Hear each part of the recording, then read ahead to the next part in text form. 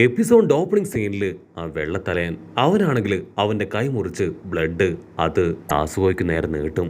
ഇവിടെ ഹീറോയ്ക്കാണെങ്കിൽ എന്താ ചെയ്യേണ്ടതെന്നറിയില്ല. അവൻ പേടിച്ച് നാസുകോയെ തന്നെ നോക്കുകയാണ്. ഉടനെ വേറൊരു ഹാസിറ ഇപ്പോ ഹീറോയെ ആഞ്ഞെട്ടിക്കും. അത് കണ്ട ആണെങ്കിൽ അത് കണ്ട് ആ ഹാസിറോട് ദേഷ്യപ്പെട്ട് പറയും, നീ എന്തിനാ ആവശ്യമില്ലാതെ അവനെ വേദനിപ്പിക്കണേ, അവനെ റിലീസ് ചെയ്യ്. പക്ഷെ അവനത് കേൾക്കാതെ വീണ്ടും വീണ്ടും പ്രസ് ചെയ്തുകൊണ്ടേയിരിക്കും. അതിന് ഷിനോബു ടാൻജറോട് പറയും, നീ എന്തെങ്കിലും ബ്രീത്തിങ് ടെക്നിക്ക് ഇപ്പൊ ഉപയോഗിക്കുന്നുണ്ടോ? അങ്ങനെ ഉണ്ടെങ്കിൽ അതിപ്പോ തന്നെ നിർത്തണം, അല്ലെങ്കിൽ നിന്റെ രക്തക്കുഴലുകൾ പൊട്ടിപ്പോവും. പക്ഷെ ടാൻജർ ആണെങ്കിൽ ആരും പറയുന്നത് മൈൻഡ് പോലും ചെയ്യില്ല. അവൻ എങ്ങനെയെങ്കിലും അവിടുന്ന് രക്ഷപ്പെട്ട് അവന്റെ അനുജത്തെ രക്ഷിക്കണം എന്നൊരു ചിന്ത മാത്രമേ ഇപ്പൊ അവന്റെ മനസ്സിലുള്ളൂ. അവൻ ഒരുപാട് കഷ്ടപ്പെട്ട് കയ്യിലുണ്ടായിരുന്ന ആ കെട്ട് അതങ്ങനെ പൊട്ടിച്ചെറിയാണ്. അതിനുശേഷം അവന്റെ പുറത്ത് കയറി നിന്ന ആ ഒരു ഹാസറയെ തട്ടി മാറ്റി ചാടി എഴുന്നേക്കും. ആ ഹാസറയാണെങ്കിൽ വീണ്ടും ഒരുപാട് പവർ എടുത്ത് ടാൻജറയെ പിടിക്കാൻ ശ്രമിക്കും. പക്ഷെ അപ്പോഴേക്കും സാക്ഷാൽ ഗിയു അവിടേക്ക് ചാടി വീണ് ഇപ്പൊ ആ ഹാസറയുടെ കയ്യിൽ കയറി പിടിക്കുകയാണ്. ഹാസറയാണെങ്കിൽ ഒരു സെക്കൻഡ് ഷോക്കാവും. ഇവനെന്തിനാ എന്റെ കയ്യിൽ കയറി പിടിക്കണേ, ഇവനെന്തിനാ എന്നെ ഇതിന് തടയാൻ ശ്രമിക്കണേ എന്നൊക്കെ ചിന്തിച്ച് അവനങ്ങനെ കൺഫ്യൂസ്ഡ് ആവുകയാണ്. ഇവിടെ ടാൻജറയാണെങ്കിൽ അവന്റെ അനുജത്തിയോട് നിലവിളിച്ച് പറയും, നെസുക്കോ, ഒരു കാരണവശാലും അവരെ നീ ഒന്നും ചെയ്യരുത്. നിന്നെയും എന്നെയും ഒക്കെ നശിപ്പിക്കാനും പരീക്ഷിക്കാനുമാണ് അവരങ്ങനെ ഓരോ കാര്യങ്ങൾ ചെയ്യുന്നത്.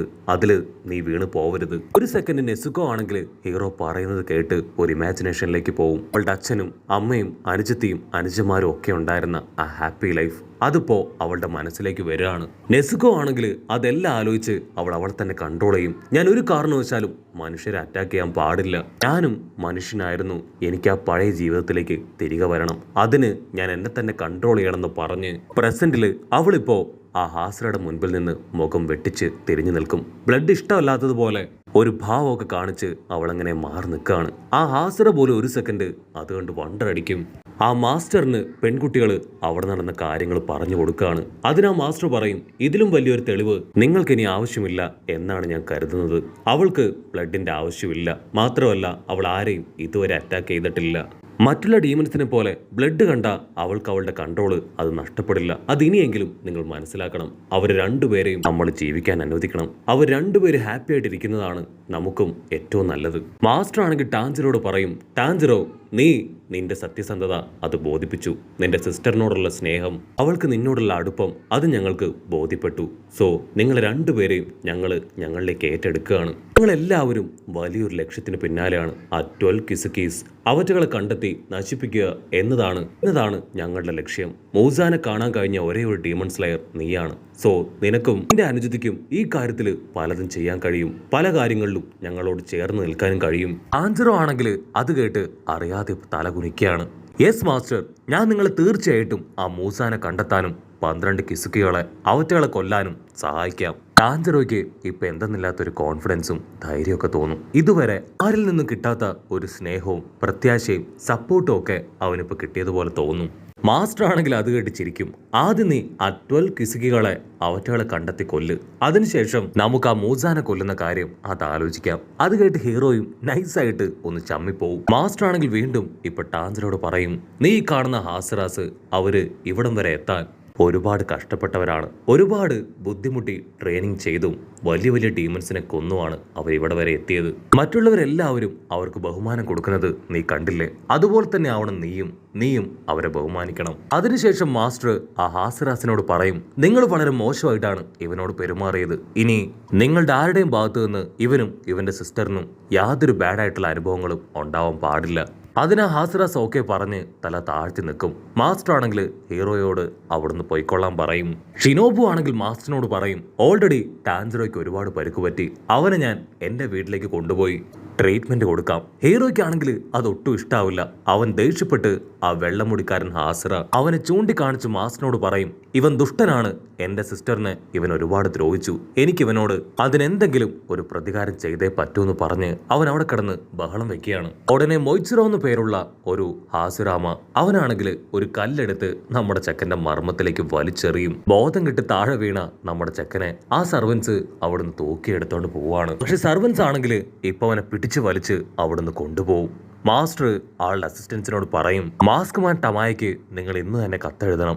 ഞാൻ ടാൻജിറോയെ വിട്ടയച്ചു എന്നുള്ള കാര്യം അവരെ അറിയിക്കണം. ഹീറോയ്ക്കാണെങ്കിൽ അത് കേട്ട് എന്തൊക്കെയോ കൺഫ്യൂഷൻ തോന്നും. അവൻ ആ കാര്യം ആ സെർവൻസിനോട് ചോദിക്കുകയും പക്ഷെ അവര് അതിന് പ്രത്യേകിച്ച് മറുപടി ഒന്നും കൊടുക്കാതെ ഹീറോയുമായിട്ട് അവിടുന്ന് ഉഷാറായിട്ട് ഓടും. അല്പസമയം കഴിയുമ്പോൾ ആ സെർവൻസ് അവര് ടാൻജിറോയുമായിട്ട് ഷിനോബുവിന്റെ വീട്ടിലേക്ക് വരും. പക്ഷെ ആ വീട്ടിലാണെങ്കിൽ ഷിനോബുവെ കാണാൻ കഴിയില്ല. അവരാ വീട് ചുറ്റും നടന്നു നോക്കുകയാണ്. അപ്പോഴായിരിക്കും ബട്ടർഫ്ലൈസിന്റെ ഇടയിലായിട്ട് നിൽക്കുന്ന ഒരു പെൺകുട്ടിയെ ഹീറോ കാണുക. അവളെ അവൻ എവിടെയോ കണ്ടിട്ടുണ്ട്. ഇവളും ആ ഫൈനൽ സെലക്ഷനിൽ ഉണ്ടായിരുന്നു. അതിനവര് പറയും അതെ, ഈ പെൺകുട്ടിക്ക് ഷിനോബു ആണ് ട്രെയിനിങ് കൊടുക്കുന്നത്. ഉടനെ വേറൊരു പെൺകുട്ടി അവിടേക്ക് വന്ന് ആ സെർവൻസിനോട് നിങ്ങളൊക്കെ ആരാ, എന്തിനാ ഇവിടേക്ക് വന്നേന്ന് ചോദിക്കും. അതിനവര് പറയും ലേഡി ഷിനോബു അവള് പറഞ്ഞിട്ടാണ് ഞങ്ങൾ ഇവിടേക്ക് വന്നത്. ഇവനെ നിങ്ങളെ ഏൽപ്പിക്കാൻ അവർ ഞങ്ങളോട് പറഞ്ഞു. അതിനാ പെൺകുട്ടിയാണെങ്കിൽ അവരെ എല്ലാവരെയും അകത്തേക്ക് ക്ഷണിക്കും. അവർ വീടിന്റെ അകത്തേക്ക് വരുമ്പോ എന്നെ കൊണ്ട് പറ്റില്ല, എന്നെ വിട് എന്നൊക്കെ ഒരു നിലവിളി കേൾക്കും. അവരത് ആരാണെന്ന് നോക്കും. അത് മറ്റാരുമല്ല, നമ്മുടെ ചെമ്പമുടിയൻ. ഒരു കുഞ്ഞു പെണ്ണ് അവന് ട്രീറ്റ്മെന്റ് കൊടുക്കുകയാണ്. അവന്റെ ബോഡിയിലുള്ള പോയിസൺ അത് മുഴുവനായിട്ടും മെഡിസിൻസ് കൊടുത്ത് അവൾ നശിപ്പിക്കാൻ ശ്രമിക്കുകയാണ്. പക്ഷെ അവനാണെങ്കിൽ ആ മെഡിസിൻസ് കഴിക്കാൻ കഴിയുന്നില്ല. ഉടനെ നമ്മുടെ ആൾക്കാരുടെ കൂടെ ഉണ്ടായിരുന്ന ആ ഒരു പെൺകുട്ടി അവളാണെങ്കിൽ ചെമ്പമുടിയനോട് ദേഷ്യപ്പെട്ട് അവന് വഴക്കു പറഞ്ഞ് മെഡിസിൻസ് കൊടുക്കും. ആഞ്ചറോയ്ക്കാണെങ്കിൽ ചെമ്പമുടിയനെ കണ്ട് ഭയങ്കര സന്തോഷാവും. ചെമ്പമുടിയ, നീ ഓക്കെ അല്ലേ? നീയും ഞങ്ങളുടെ പിന്നാലെ ആ മൗണ്ടെയിനിലേക്ക് വന്നിരുന്നോ? അതിനവൻ പറയും അതെ, ഞാനും നിങ്ങളുടെ പിന്നാലെ അവിടേക്ക് വന്നിരുന്നു. അവിടെ വെച്ച് ഒരു ഡീമൺ എന്നെ ബൈറ്റ് ചെയ്തു. എന്റെ ബോഡി മുഴുവൻ പോയിസൺ സ്പ്രെഡായി. അതുകൊണ്ട് എന്താ എന്റെ ഹൈറ്റ് കുറഞ്ഞു, എന്റെ മുടിയൊക്കെ എനിക്ക് നഷ്ടപ്പെട്ടു. ഞാനിപ്പോ ഇവിടെ ചികിത്സയിൽ കഴിയാണ്. ഞാൻ മാത്രമല്ല, ആ പന്നിത്തലേനും ഉണ്ടെന്ന് പറഞ്ഞ് തൊട്ടടുത്ത് കിടക്കുന്ന പന്നിത്തലേനെ കാണിച്ചു കൊടുക്കും. ഹീറോ ആണെങ്കിൽ അപ്പോഴായിരിക്കും ആ പന്നിത്തലേനെ അവനെ ശ്രദ്ധിക്കുക. ഓ, നീ ഇവിടെ ഉണ്ടായിരുന്നോ? നിനക്ക് എങ്ങനെയുണ്ട്? അതിനവൻ പറയും കുഴപ്പമില്ല. ചെമ്പമുടിയനാണെങ്കിൽ ആ പന്നിത്തലേനെ നോക്കി കളിയാക്കും.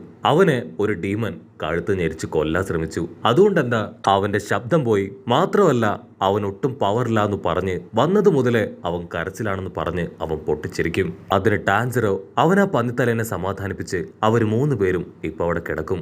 അതിനുശേഷം ടാൻജിറോ സ്ട്രെയിറ്റ് ആയിട്ട് അവന്റെ സിസ്റ്റർ ഇരിക്കുന്ന ആ ബോക്സിന്റെ അരികിലേക്ക് വരും. അവൻ ജനലൊക്കെ അടച്ച് അവളോട് പുറത്തേക്ക് വരാൻ പറയും. ടാൻജിറോ അത് പറയേണ്ട താമസം അവൾ ബോക്സ് തുറന്ന് പുറത്തേക്ക് വരികയാണ്. ടാൻജിറോ അവളെ മുഴുവനായിട്ടൊന്ന് നോക്കി thank you very much. Actually ഞാൻ പറഞ്ഞതുപോലെ അല്ലെങ്കിൽ ഞാൻ പറഞ്ഞതിനപ്പുറമായിട്ട് നീ പല കാര്യങ്ങളും നന്നായിട്ട് ചെയ്തു. അതുകൊണ്ടാണ് ഇപ്പോഴും നമുക്ക് നിൽക്കാനായിട്ട് കഴിയുന്നത്. ഈ ഒരു അവസരത്തിലെങ്കിലും ഞാൻ നിന്നോട് നന്ദി പറഞ്ഞില്ലെങ്കിൽ അത് വലിയ തെറ്റായി പോകും. ടാൻജിറോ ആണെങ്കിൽ അങ്ങനെ ഒരുപാട് കാര്യങ്ങൾ അവളോട് പറയും. അതിനുശേഷം അവളുടെ അടുത്തേക്ക് മുഖം തിരിക്കുമ്പോഴായിരിക്കും അവൻ കാണുക നമ്മുടെ പെങ്കൊച്ച് അവൾ കൂർക്കം വലിച്ച് ഉറങ്ങുകയാണ്. ഓ, നീ ഉറങ്ങുമായിരുന്നോ? നീ ഒരുപാട് ഫൈറ്റൊക്കെ ചെയ്ത് തളർന്നു പോയല്ലേ? മാത്രമല്ല നിന്റെ ബോഡിയിൽ ഒരുപാട് മുറിവുകളുണ്ട്. സോ നിനക്കിപ്പോൾ ആവശ്യം നല്ല രീതിയിലുള്ള റെസ്റ്റാണ്. എന്ത് വില കൊടുത്തും നിന്നെ ഞാൻ പഴയതുപോലെ ആക്കും. അതിനുവേണ്ടിയാണ് ഞാൻ ഇത്രയും കഷ്ടപ്പെട്ട് ഇങ്ങനെ ഒരു ഡീമൺ സ്ലെയർ ആയി മാറിയത്. അവിടുന്ന് അങ്ങനെ സീൻ കട്ട് ചെയ്ത് ഇപ്പൊ മാസ്റ്ററിനെ കാണിക്കും. ആളുടെ മുൻപിൽ എല്ലാ ഹാസറാസും ഒന്നിച്ചു വന്നിരിക്കുകയാണ്. മാസ്റ്റർ ആ ഒരു റോഹിൻ ഡീമനെ കൊന്ന കാര്യവും ഒരുപാട് ഡീമൺ സ്ലെയേഴ്സ് ആ മൗണ്ടെയിനിലുണ്ടായിരുന്ന ഡീമൺസാൽ കൊല്ലപ്പെട്ട കാര്യങ്ങളും അങ്ങനെയെല്ലാം അവരുടെ അടുത്ത് ഡിസ്കസ് ചെയ്യും. നമ്മുടെ പ്രധാന ലക്ഷ്യം അതാ മൂസാനാണ്. നിങ്ങളിലാണ് എൻ്റെ ഏറ്റവും വലിയ പ്രതീക്ഷ.